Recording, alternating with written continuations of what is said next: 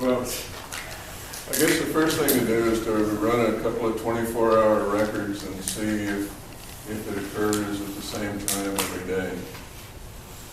And that might point to a neighbor's something or other causing it. I mean, there are all sorts of things, and of course, the more things that have microprocessors in them, and there's no potential for noise, but the battery charger for your electric drill, computers, anything else can do it, but track lighting, there's just a ton of stuff that can cause problems. One of the more common problems, however, is power line buzz and arcing, and there you gotta make friends with somebody at your local power company. I will mention one technique that I tried in the past. Wes was having a lot of trouble with intermittent power line buzz. So I suggested to Wes that he take a sledgehammer and tap on some of the neighborhood power poles. He proceeded to do that, giving the next pole a good whack, and his temporary intermittent noise turned into permanent.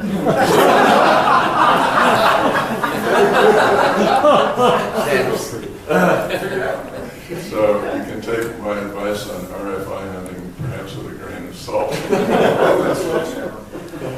have a couple suggestions. The first place to look is in your house. And if there's any way running your system on a battery, you just turn off the main breaker of your house. If that ends it, then you narrow it down a lot. The other suggestion I have would be to get the ARRL has a RFI book, and it has quite a bit of stuff in it. And they've had several. If you're a member and you have access to the archive of QST, there have been several articles in the last few years that showed how to identify different signatures of different kinds of interference. Those would be my main two suggestions.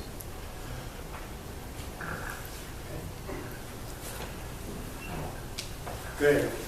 Yeah. Looking back to the future questions, I'm wondering whether when you first started Radio Jove, you had sort of a charter or a mission statement, and I wonder whether that is the same mission going forward, or whether you consider going back and re-looking at your strategic vision or your charter or whatever it is, your mission statement, and seeing if that's your future as well.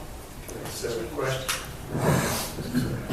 the question is about the original mission statement, whether that's evolved any or changed any, or whether it's...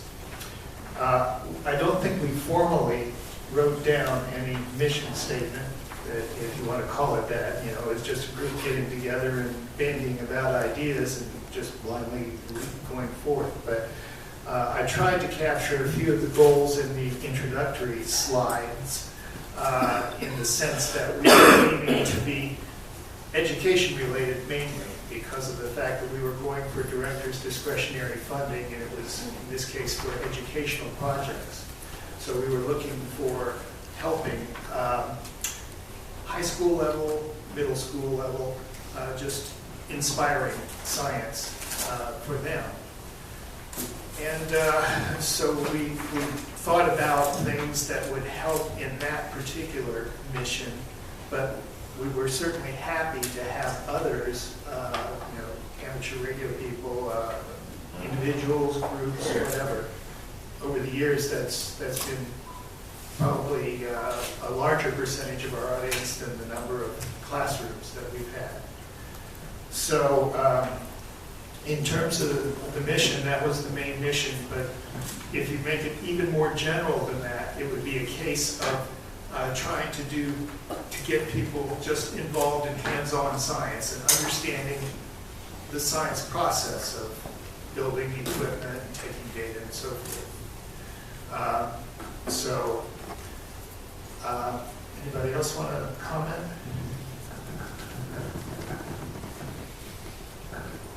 I guess I'd like to turn it around and ask the audience a question in that regard.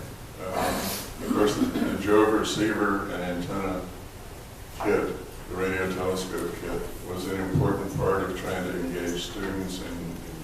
getting their hands dirty, knowing what electronic components were, building something with their own hands, getting success from it, using it to make measurements and try and do some science. In recent years, the technology is becoming such that you can get a $20 dongle and a $40 up converter and become an appliance operator. You can do it cheaper than you can do it with a JOVE receiver. Is it still important to teach kids how to build a radio kit? Is it still important to have that, what we consider to be an important educational aspect, as part of it, or do we say, well, the dongles are out there, let's everybody use one? I would say the answer is absolutely important to have them build the kit. It was very beneficial. Although the dongles are great, it's a good way to go too, but I would still offer the radio kit. Gave them a lot of value just putting the whole kit together, piece by piece. Anybody else? Yeah. Oh, I was just going to say, I'm very familiar with a lot of organizations that work with kids in doing exactly building kits, getting hands-on experience. It's very popular in these little pockets. I just don't think that there's been, maybe the exposure could be a little bit different so that it would be, because I know there are clubs and groups of kids of all ages that are putting together kits and enjoying it. So I think it's really important going forward that that's still available. Anyone else? The JOVE receiver seems to be a standard. It's been distributed, it's easy to tune and calibrate.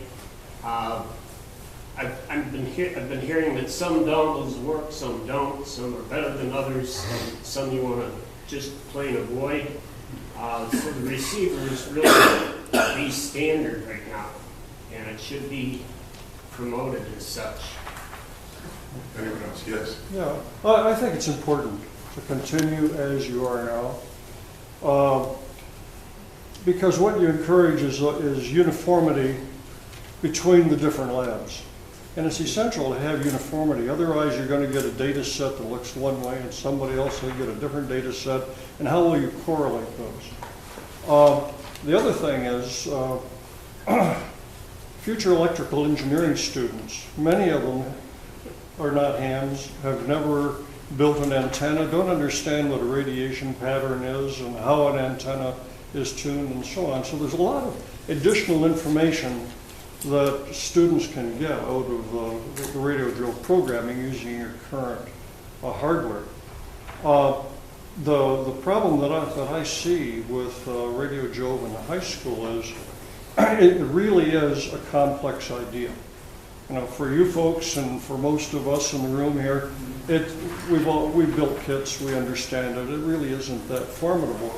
But to a sophomore or a junior in high school, they don't understand. They need some direction, so they will rely on a teacher or a parent or someone who can work with the school to help them.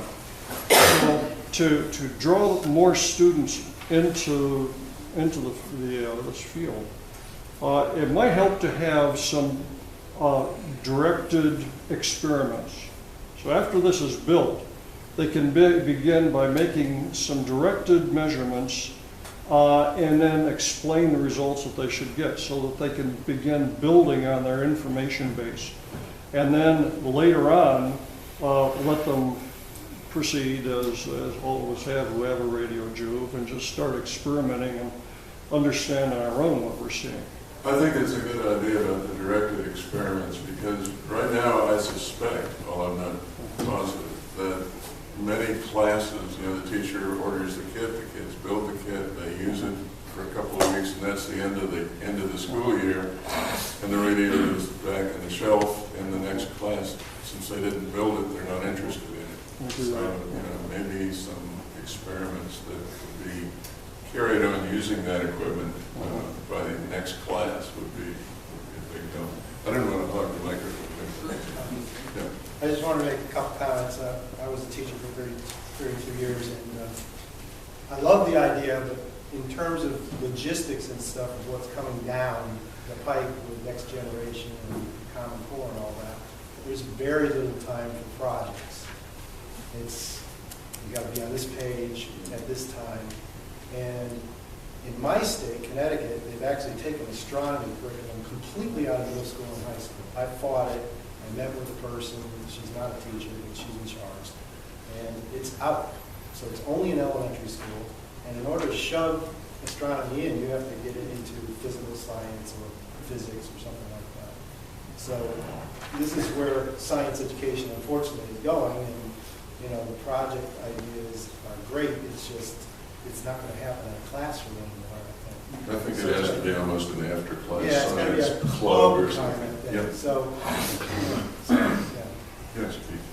I want to say, I'm a fan of the dongles, but I think you can also take the dongle as a core, but you need to put filters, maybe let the kids do the assembly of the front end filters on the thing, maybe calibrators, and I think you could do that. The nice thing about dongles, it's more efficiency, so you guys, you know, instead of looking at 21, you can look at a range of efficiencies. And regarding your Common Core, one of the things in Common Core is interpretation of data. So I think if the lesson plans, somehow or other, took a look at those graphs and the measurements, and I think you can fit it into Common Core if the lesson plans were kind of developed around interpretation of data. Because interpretation of data in the Common Core is one of the themes. So I think the teachers involved that understand the Common Core can work that in. And, you know, this is not for everybody. And I think what really makes it fly is somebody in the local community approaching the educators and saying, here's the idea. And if you get one or two teachers in the school district, I think that's enough. Thanks. I think that's, you had all mentioned about building the kits and the importance of building the kits, but you made a good point. Once it's built, it's built. So are you going to continue to buy a new kit every year from the next class coming through? No. But on my end, at the college level, what we're seeing is that they don't know how to do data analysis. They don't understand how to do graphical analysis and stuff like that. So once the kits are made, on my end, it's more important for them to get the data and do the analysis side, which they don't get practice with. And I agree, a lot of this is ending up in clubs, but unless you can fit it in, it depends on what state you're in and at what level, it's going to be harder to fit those in the regular curriculum instead of in a club. But once it's in a club, it's seen as as you said, an after school or a separate group of kids who are, well, I don't belong to that club, so I'm not interested in science enough, so that won't be part of it.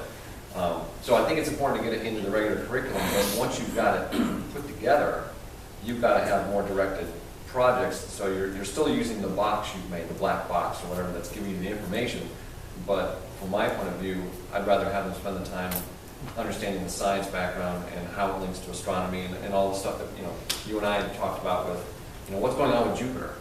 So it's not, and the antenna theory and everything is great because you can play around the antenna designs, but I don't think you want to spend your time necessarily focusing on just how you put the kit together.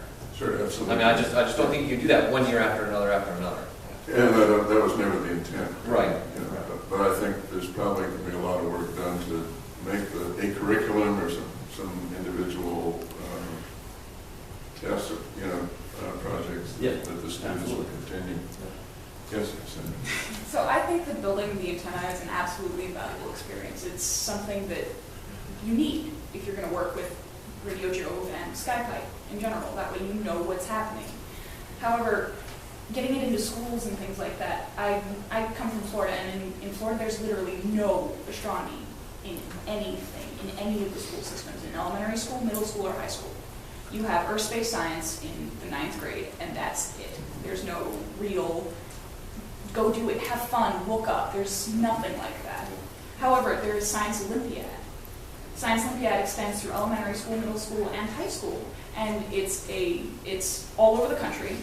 It comprises of more than probably 50,000, not 50,000, more than 3,000 high schools probably, and schools in general. I think if you maybe pushed it in that direction, that it would be a better idea because they already have events like remote sensing and astronomy. I competed in astronomy and remote sensing and dynamic planet when I was in high school. And I never had the opportunity when I was in middle school or elementary school because I didn't know that it existed. And my schools didn't either. But I feel like if you guys maybe pushed it in that direction, you'd get a little more involvement because you can actually have kids learning how to interpret data that way. Because that's exactly what the events are. The kids sit there and they study and they work for it and they learn how to interpret data and answer the questions that need to be answered. And then they go and compete and they get medals for winning, for knowing how to interpret data. It's kind of magnificent. You're the second person who's mentioned the competition thing to me this year. I mean, since I've been here, and I think it's a great idea. Figure out how to do it. That creating milestones, and you have groups compete for them. Who can come up with the best data at the end of the season? The most best correlations with the mean or whatever. Ways to. I think it's a marvelous idea. I think it's going to take quite a bit of imagination to implement. Well, earlier today, when one of the presentations were happening, I was thinking that I was in Science Olympiad and I know the director for the Science Olympiad community in Florida. I was thinking about possibly bringing JOVE to my high school and seeing if they still wanted to do it, if they maybe wanted to learn how to do remote sensing that way, and seeing if I could maybe pitch the idea to the Science Olympiad committee down there. It's something to consider for sure. It's not hard to learn. This makes me think of something actually. This idea of competition, that's a good idea, I think. But then the next step is collaboration. So you take all the data, average them together, remove interferences because it's taken from all over the country. So you get the idea that, you can compete and try to get the best thing. But then when everybody tries to get the best thing and work together, it works. I think that would be a good idea. Competition is important for all the robotics. Yeah, that's a really good point, that the competition in the robotics program really seems to get the kids excited, but I don't know how to do that in JOVE. Science Olympiad actually has a robotics. Just put up flyers that say, want to win your science fair? Try Radio JOVE. There's been a lot of, news about that. I mean, lots of students, if they build a Radio JOVE kit and collect data and do the analysis, they're going to make it pretty far. Especially with supercision, I've heard stories about that too. I think the long pole in the tent with any of this is the teachers. Right? If you can't reach the teachers, then you're never going to reach the students. And I mean, for me, it was like one teacher I had in my earth science class, and maybe it was just like a few lessons about the planets, and that was it. That's all I needed. And I was like asking the teacher, "How do I do this? What is this? Where can I learn about this?" And that was really all there was to it. But if you can't reach the teachers, then you can't pass the word on. So how do you get more teachers involved with this organization? Radio JOVE and SARA and whatever. How do you, thankfully and there's other teachers in here too. But how do you reach more? Well, yeah, I'd like to comment on, the thought was given regarding the robotics activity. That is a wonderful program, but it's not run solely by the students. They're sponsored, each of those teams is sponsored by an industrial organization. We had one where I work, we sponsored one. And they draw on the engineering expertise in those organizations to support the students. So they're kind of directed, but they make a lot of the decisions themselves, and they have to do all the building and analysis themselves. So perhaps there would be a way to bring electrical or electronic organizations, I don't mean bring, petition them to sponsor groups of students to build this JOVE receiver and draw on them for engineering and technical expertise to help support this group. Some organizations come to mind, like the Scouting Explorer program. Every community has some kind of electronic business, a radio TV shop, or something like that. But if a sponsor could be there to provide technical direction in addition to the instructors, you're relying heavily on schools sponsoring this and teaching the student, and it isn't necessary to solely go to the school to get that guidance. I'd like to second that, because I really think that there's a very strong focus on the schools, but if you remember, SETI at home hit the general population, and a lot of people jumped right on that. There is an interested public out there that wants to be involved. I know that there is an interested public out there. So I think the schools are very important in getting the kids at that level, but I think there's a whole other community that shouldn't be neglected either. I think you can get that involvement. Relying on the schools is a mistake for two reasons. Number one is the funding just keeps going down and down, and the time that the teachers are given to go into niche, let's face it, niche subjects keeps getting less and less for curriculum.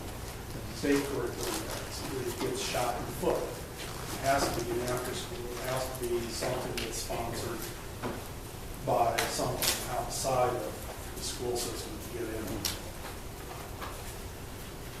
Any other?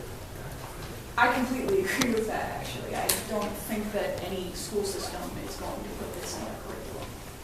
I really don't. I don't trust them. There's going to be a few oddballs, but that's... Maybe, but I really don't think they do it because they don't want that taken off their budget. And I can see it for an after-school program or something that's extracurricular, but my school managed to convince, well, my chemistry teacher managed to convince the administration of my school to create a Science Olympiad class so we could work for our competition in class. But I don't think it's necessarily as effective as a standalone in a curriculum as it would be in collaboration with another program or something else. Because you kind of need that in that we really can't get as a standalone. I'll point out that West Lafayette High School just this past year restarted their after-school astronomy program. If we went out and kept reminding the teachers, hey, if you've got an astronomy program after school or have an interest in getting one started, here's something that is astronomy related, that is something different, that will also teach other core values. Other than, boy, Saturn looks really spiffy. It does, but Well, we keep getting back to the theme of education, which I think is appropriate given the answers that I saw in here, because there's a fair amount on education. How do you get it into the schools? And I guess that really comes to that second question: have the educational purposes of Radio JOVE been achieved? Well, what are the educational purposes? Well, we wanted to get students doing this kind of project. We assumed it was going to be in the classroom, but it seems that it's mostly been by groups outside of the classroom, perhaps because of the requirements in the classroom that you stay with the subject matter. But it still seems like we don't get too many schools that are into it in the sense of continuing on. They'll do it as a one-time thing, but it's not very many. Any other comments about thoughts on education? I guess we're interested in knowing, how, if you can't get into the classroom, how do you make it something that's going to be done again and again by even an outside group? Yeah, it's more comments. In space missions, Cassini, for instance, NASA wants us to do public outreach and try to do some education. And actually, when there's images, it's easy. When it's a spectrum, it doesn't work. I don't say it can't be done, but it's really not easy. When I spoke before, I wasn't trying to be really negative. I'm just saying it takes work. So I wanted to offer a couple ideas. First of all, one of the things I was involved with was Project Inspire, and one of the things that got us going was coordinated observation sessions. And that way you get to communicate with lots of people all across the country, and you can be operating as a school with other schools. So that might be an idea. You say, okay, on this particular day we might get this. We'd like you all to try at this time and this and that. And then you can get results from everybody. You can send out, this is what we got. You know, and it's a community thing, and you involve everybody. I've also been a Project Astro teacher, and Project Astro, what they do is they go out and get teachers that team up with a person who is a quote-unquote expert. Doesn't have to be an expert, but you know, a knowledgeable person in the field that actually goes into a classroom and assists the teacher who doesn't have much knowledge, because you don't get much training in this stuff, to teach in a classroom. And I did that for a number of years. And it works really well when you can get the teachers to team up and actually get it to match with the curriculum. And the other thing, you know, we've got SARA. If there are members who are willing to mentor a school, we could put something together there too. And the last thing I want to mention is, you know, somebody mentioned you can pigeonhole this, and I was trying to suggest that. You can pigeonhole this into NGSS and Common Core. You have to show a teacher how you can do it. Many people in teaching aren't very creative because you don't have the time. But if you say, look at this, you got this curriculum, you got this, you can fit it all those places. So you can fit it into math, you can fit it into this, you can fit it into that, history, you can fit it in all over the place. And you know, you have a curriculum that's wound around this one thing, and multi-topic. So I'll shut up. One kind of different topic, the areas that I've seen it come up is where the teacher doesn't have an idea of what to give the student for a project. And JOVE is kind of a nicely packaged project, but it is a little difficult in terms of going it alone, even though it does have a pretty good manual. But of course, with the mentor or whatever, it would work.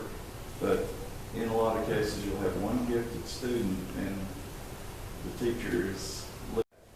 And again, like our super said, we send some of this stuff out to teachers, and we're happy to do that because they'll stay in the classroom longer. But when you get questions back, well, we have no signal, and you ask which sound card did you plug into? Well, the top one, just like we always do. We gave you a brand new sound card. Wouldn't you think you plug into that one?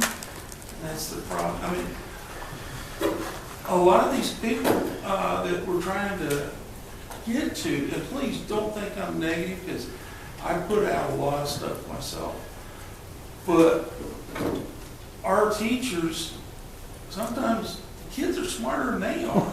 I think you're right. That's often true, that the kids will have a better familiarity with the technology. Yeah. The teacher will. But the teacher's sometimes scared to present it to them because they're scared that they're going to look bad. I would assume that's true. I would assume. Put the spectrographs and the dongles on the color brochures to get everybody to get the interest. If you get in, you promote the hardware, the radio JOVE, the receiver, the radio Scott pipe. They think it's cool because it's different, it's alien to them, and they like that. And then as an advanced step, once they conquer the hardware, you know, move up to the spectrographs, and you're more in the software, you're more in the analysis side, so you can step through the whole thing. You need that progression, and you need, as was said earlier, that's step one, that's year one. Year two is, okay, we've got the pieces. We need the lesson plans to go and back that, show the data analysis, do this other stuff. Yeah, I was wondering, based on what you said, you know, is there a future for the regular radio JOVE kit, the spectrograph kit, and the radio JOVE, and and spectrograph kit or something like that, you know, the various stages, so that you say step 1, step 2. So you know, It's a progression. And maybe the, I maybe feel like there isn't a future without both. It's not one or the other, it's both. Well, It's not, because building the kit is important. Having that knowledge is important. But I think using them in tandem is a more valuable experience than using one or the other.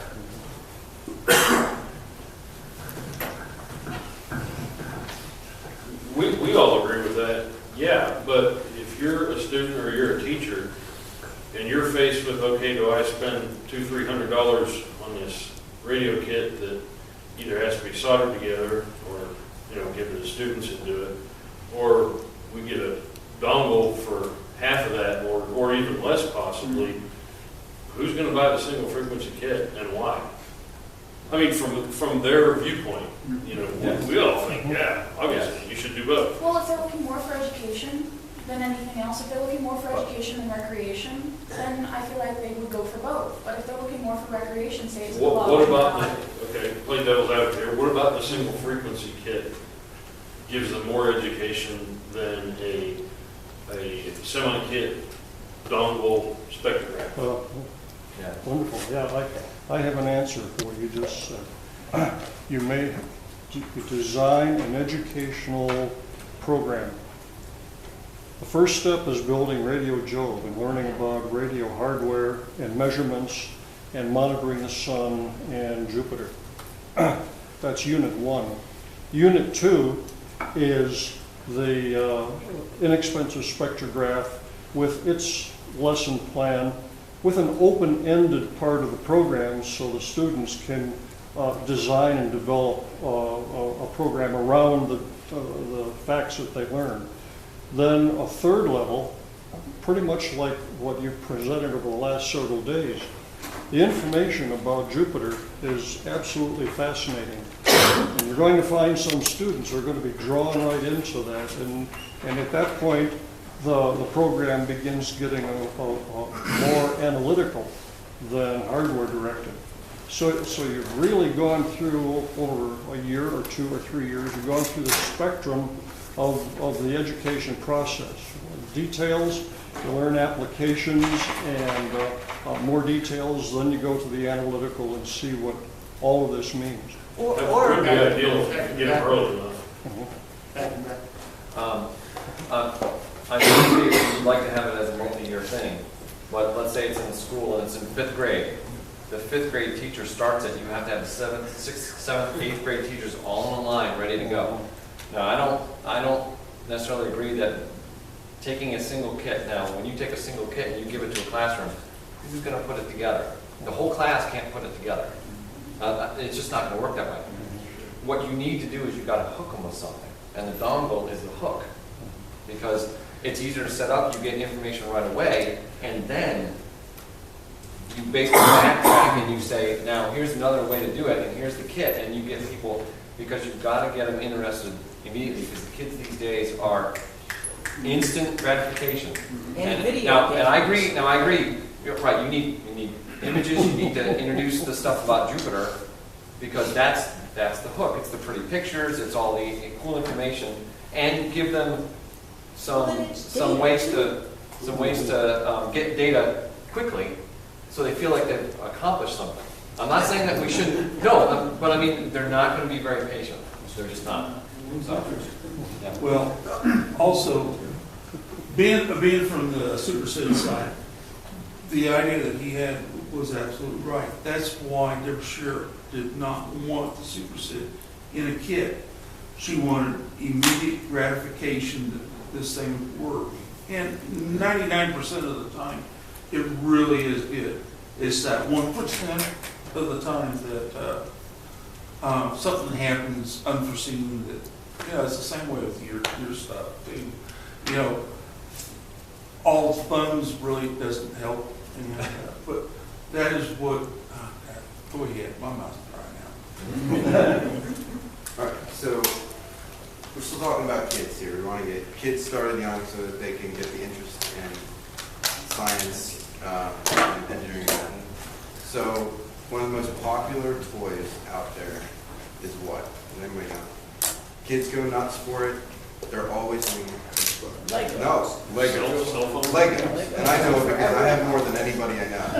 So, really. Anyway, Any young kid? even young kids. Well, Young kids, little ones to you know, To your 12, age. 14, 15, to mine. Okay, so, and what do you do? So you sell them on, you know, they put it together themselves. You have a picture of it on the box. I know the receivers is great looking and everything, but like what you have on, you know, but you kind of have to advertise, you know, what you're going to be able to do with it. So like on the back of the box, you have pictures of all the different things that you can do with it. So you need to advertise, you know, what can I accomplish with this thing? And, you know, putting it together isn't beyond the scope of what kids want to do. They love that part. At least, and I did too.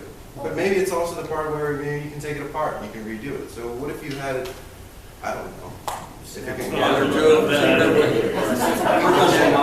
all right, but anyway, I just the argument against, you know, the dongle, right? You don't sell them on you don't sell Legos based on a completed product. What would be the I point? mean, that's the way Lego is selling it now. It is, yeah. Well, What do you? You buy Lego Space Station and, yeah, you don't buy. No, I understand, but half of the joy is putting it together. I know, and then finishing it and getting that sense of accomplishment that when you finish something and it works. Right. That's a one-on-one thing. You can't have 25 Radio JOVE receivers in your classroom. You can't. You can't No. afford that. You can't afford it. Not at all. No, but, well, I guess you could have 25 dongles in your classroom. Well, no, I'm not saying that, but And you don't have 25 computers to hook them to either. So, Yeah, I you do. disagree with that. No, you do. I guess you could Our also arsenal have, is- you know, iPads or Let's tablets. give the floor to Melinda. She hasn't had a chance yet. Yeah, just a quick comment. We had a teacher that we met here at Green Bank a couple of years ago, and he wanted to do an Inspire kit, but he also wanted the kids to have a chance to solder. So the grant committee agreed to buy a pile of from Gold Mine Electric, a bunch of little kits. And again, like I said, instant gratification. It doesn't take long to do one of those little boards that has blinky lights or a buzzer or Christmas tree lights or something like that. And he said they really, really enjoyed that. And then he had the best of them work on the Inspire board, and they got that put together. So you're talking about putting that in with a kit?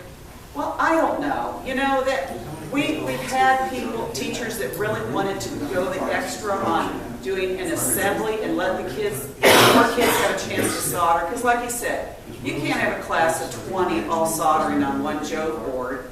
You know, if you say, well, you get to solder two components and you just pass it around that way, not very effective. But at least with, a small kit item, they all get a chance to solder and understand a little bit about it.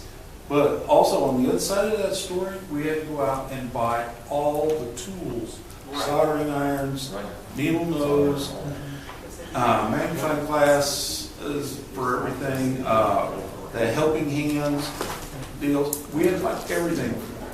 He didn't have anything. Yeah, well, presumably they have to have the same things for Radio JOVE. Yeah, they do. But I mean, it's hard, like you guys have been putting testers in from Harbor Freight in a lot of your kits. I think you stopped doing it now, haven't you? Yes. Yeah. It's hard to buy those tools because the price keeps just kind of creeping up and it really gets out of price for a lot of these people. There's a large following around the country with Make Magazine and the Maker Fairs. Are you familiar with that?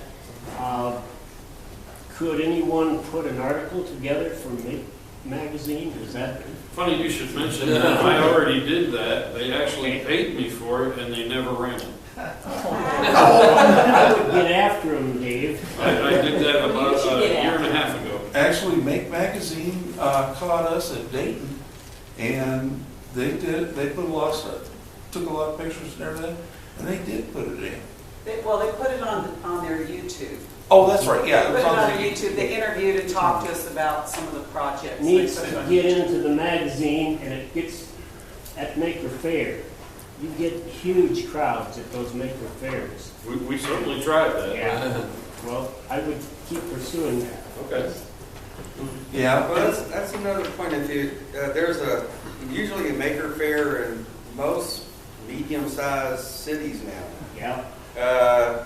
JOVE participants take it upon themselves to go and set up a little table and pass out some brochures. That would be certainly be a good way to get the word out to an interested audience. That could be done, yes. Okay, can I make a comment about the maker thing? If you know of one in your area and you're willing to go to it, let SARA know, let Radio JOVE know, or whatever, kind of like what you might need for support, and let's try to find people to go to it. Yeah. It's great, these are great ideas, we always get great ideas, but we don't always get volunteers to carry them out. And, you know, those guys up front have other things to do too. They can't do everything, but if you have that interest, we'd love to support it. We've got about 10 minutes left, and I'm not going to get to all these questions, there's no way. But I wanted to try to get one other aspect of it, and that is, are there simpler yet still interesting ways of being involved in Radio JOVE? Because we know that there are a number of classrooms out there that can't afford this, or that if they did build the radio, they would be in the middle of New York, and you know they would have nothing but interference sky high. Let me ask the teacher first back there. The online RSS and Skype are very nice tools, and that's how I first got interested, because I had no equipment, and basically, you know, with a decent internet connection, got on that and looked at your stations, you guys, and I was very impressed with that. So just pushing that as a start. I was essentially going to say the same thing. Remote access is kind of amazing, and we can do it with both programs, can't we? Yeah, I think that brings in another theme that went through these, and that is publicity. How do you make this publicized so that teachers know there is this remote capability out there that they could use to inspire? Well, that goes back to my comment before about the students when they get to the college level, they don't have any practical experience with data analysis, graphical analysis, or anything like that. So they wouldn't necessarily have to have the receiver. They wouldn't, you know, they wouldn't have to have the kit with it if they have access to the data and they have the software. If they know about it. Right, but I mean, but that would be one way to still take part without having to have a space for the system. Can you get it mentioned on space weather? Mentioned on space, but probably, perhaps. There I know that Tony runs on a lot of paid advertisements, so it would probably have to be a paid advertisement. But We get mentioned as SARA on space weather all the time. we get occasionally mentioned too, but not as Radio JOVE, just as individual observers who make good observations. He mentions those. Tom hasn't had a chance yet. Yeah, isn't there a science teachers convention meeting or something? It's expensive, and I tried to request the booth there saying that we want to let teachers know we have grants available, and it was the same retail price if we were there selling something for a profit versus advertising we want to give something away. Yeah. Now, I did have Lee Alvis, who does some teaching, and she said she thinks there's different teacher unions around put out publications that would probably put that information out for us, and she's supposed to get back to me on that. I was going to say that in North Carolina, the teachers' union is more powerful than the legislature. And so that may be a good option. One thought I logged out and actually came across positively received is going back to, you know, for the people who can't afford it, what if going back to the analysis, an idea I pitched is go the same direction as the crowdsourced classification of galaxies. We've got these spectrographs coming in, going in and having them categorized as crowdsourced is one idea, but going in and having them done as class projects or whatever also, you know, comes to mind. Something like altitude. Pardon? Something like Galaxies would be a great idea. Exactly. Now, one word that I haven't heard mentioned is STEM. And that's the sugar coating that would get it through to a lot of the teachers if they thought, you know, the science, technology, engineering, math aspect was pulled together in this. If you put that in big letters and somehow tie it all together with a description, that would be the sugar coating you need to get a little further down the road. They'll get their eyes open. The second thing you need is some curriculum to go with it. Then you got it. Yeah, tied with the analysis in the Common Core. Yeah. And what we find in Coswell, the kids can't present well. So my idea is to get them to look at the data and then actually do a presentation. You mean tie it to social sciences? English? Yeah, let's go back to the idea of the robotics competition and figure out how they got so successful. And they get a lot of visibility through advertisement. They get a lot of acceptance from the community because parents learn about it and they want their child involved. Local businesses get involved and provide resources and provide more advertising. Then the kids themselves see their friends who are on the robotics team and had a lot of fun going somewhere and running a robot. And then they find that, gee, if they're on the winning side, they get on TV and they're national TV. So they get a lot of advertising and they're drawn to it. And Radio Jove could benefit from the same process. If you could come up with, devise a clever advertising scheme to draw the students in and then just let it build on itself when they find out how much fun it is and they're friends with it. But how do you make Jove competitive? Yeah. How do you make Jove competitive? That's a good question, and that's a question every businessman in this country.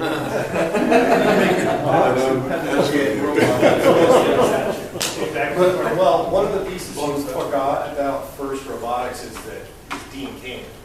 So you have one really wealthy individual who spearheaded this whole thing and drove it. So we don't have a Dean King in the room, I don't think. But the other thing is, some of our publicity ideas, we're trying to think in big terms, but don't underestimate the value of word of mouth. And all of these schools, although I've heard a lot of things about they can't fit it, blah, blah, blah, blah. I've had really good success with a friend of mine. We got a math club going at the local school. So if you have kids or grandkids, or in Tom's case, great grandkids, find out who, just get a little in with them and just talk to them. You know what I'm saying? And just try to work that. We are spread all over this whole country, and the power of each of us, like contacting a teacher, will really multiply out. So, just that one little thing. Had a thought to petition FIRST Robotics at the national level, and to talk to my team about getting permission to set up a booth at the championship in St. Louis next year. There'll be about 10,000 students there. So if you guys were willing to work with us, I'll get the team to do it. I'll get the kids to write the letters. If we can get access to Dean King, we'll try that. If not, and if this doesn't work at a national level, we could do it at Virginia region of VCU. Just as a minor aside there, many years ago, I did go to a robotics, not FIRST Robotics, but another robotics competition and set up a table that didn't get much attention. Maybe just didn't do it right. Okay, but if we do that, we need to have some high school kids at the table. And you Agreed. need to find some cute girls at the table. I'm sorry, guys. Don't be quite, yes, I am. On our team. The conversation that's been happening for the last 5 minutes. Just a minute, quiet please, we're almost done. The conversation that we've been having for the last 5 minutes is exactly what Science Olympiad would do for you. It would make Radio Jove it would make it competitive. It would give you a good launch pad. It would put you all over the country, and it would give you a nice base for word of mouth advertising, because you would get into teachers' heads, and you would get into schools, and teachers talk to other teachers. That's not something that doesn't happen. Okay, very good. We have about 3 minutes. Any burning ideas or thoughts or questions? I have a question for the audience. question for the audience. How viable do you feel the periodical, the physics teacher is as a method to reach teachers? Do any of you? Extremely expensive. I was the president of the physics teachers group in Connecticut, and most of us don't belong because it's $100. It is, yeah, it is. We read from the library. Okay. Any other opinions either way? Okay. Oh, I got time for a quick one. Sure. What would be the value of doing some YouTube educational videos and some of the manuals for putting together? That was a no-brainer. Yes. Yeah. How about having a look for it? But I'm sorry, guys, you're our rock stars, but again, we need to have some young people that are doing it with high energy, enthusiasm. What are you trying to say? Maybe Chuck with a little tinny to his hair. The rest of you guys, I'm sorry. Chuck with a mohawk, I think. Yeah. Now, Dick, you remind me of God. You know why? You're both holy. Now, keeping NASA as part of your project, I think, is a key also. Yes. Because if the kids who are in the Radio JOVE project can get a badge that says NASA Radio JOVE, that would be really impressive. That would be really cool, actually. Like all these elementary school kids, they get to say NASA. Sure. Yeah, I noticed that was a fairly dominant answer on that. That next question you got up there, I thought was the one you should be hitting at right there is, you know, how much is NASA a part of this? It's when you go out there and tell the kids this is the actual NASA project, I'm sticking up again. That really makes them think, oh, hey, this is cool. That's NASA. So the NASA stuff is good, and we've got NASA with SuperSid now, and that helps us a lot. I mean, do they give us money? No, they don't give us a dime. But just their name alone, it has a lot of credibility. Okay, yeah, that was another fairly dominant answer, is that NASA should be involved and that indeed it helps. Well, so maybe NASA doesn't have to be involved, but at least they have to approve so you can use the logo. Right. Yeah, we had to send 10 units, and then they sent them to 10 different people across the United States. And it was everything had to be in that unit. And they tore it apart. And that's how we got our NASA okay. Is there anything NASA could give as a prize kind of for sending in data or something that would be a trinket that would be worth, you know, like a... Yeah, the problem these days is that it's a lot harder to have NASA involved or to fulfill the NASA rules if you want to be a NASA education and outreach project. We're already there in the sense of, you know, nobody's objected to our display of the NASA logo. It's just that, you know, some of these rules may be starting to be enforced. In particular, our database of people who are part of Radio JOVE that is not allowed to be on NASA computers because it contains personally identifiable information. If NASA doesn't want to be involved as a sponsor, go to ESSA. There's competitors around the world. Find one that wants the visibility. You speak to ESSA for us? I think maybe with CNES.